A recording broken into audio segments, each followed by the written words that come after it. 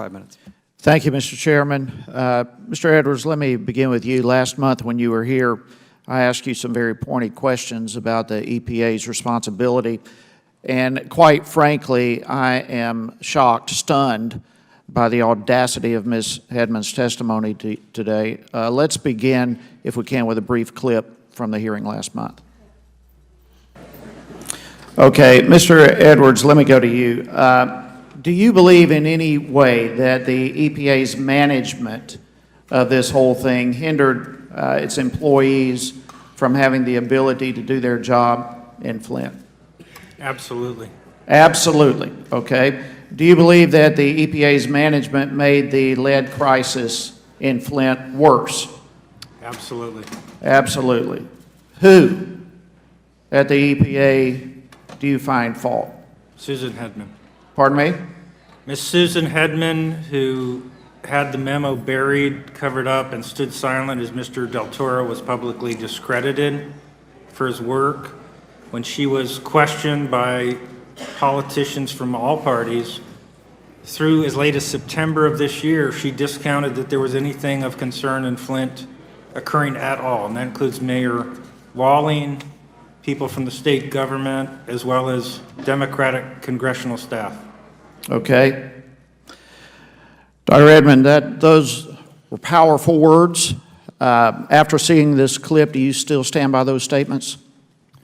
Yes, I do, and I'll point out that silence on the part of EPA is interpreted as acquiescence. All right, well, let's go further then, because there's been more information brought to the table today.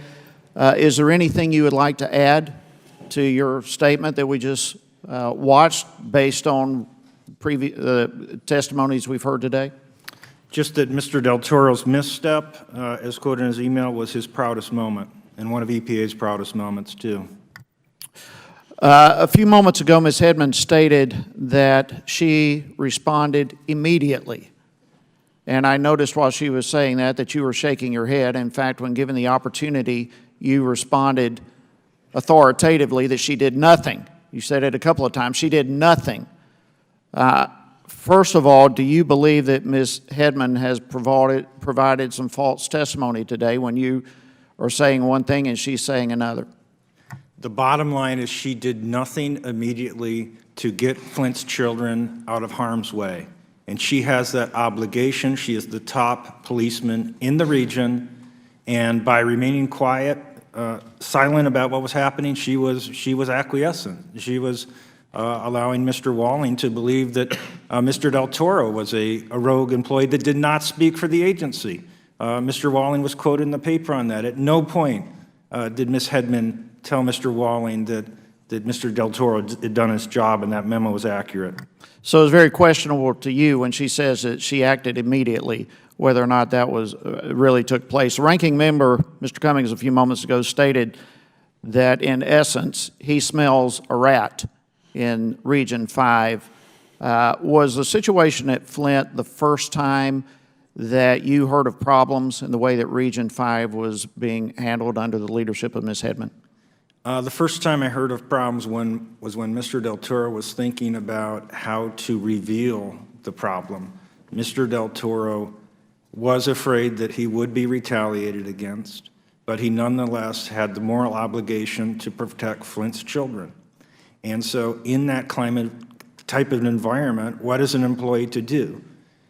He took the best course of action that he could to get this memo out, both in EPA and into the hands of Ms. Walters and myself. A press story was written about this memo, and even then, Ms. Hedman covered this up. So you firmly believe there was a cover-up? Nothing was done to protect Flint's children. Okay. Let me ask you one. Until we got involved, until we started sampling, and I invested $200,000, and this team of volunteers from Virginia Tech donated 4-person years of effort. They never would have installed corrosion control. So it would Never. still be taking place? Had you I not believe stepped- so. I believe there's no record that MDEQ would have been forced to meet federal law in Flint. Okay. Mr. Chairman, I see my time has expired. Thank you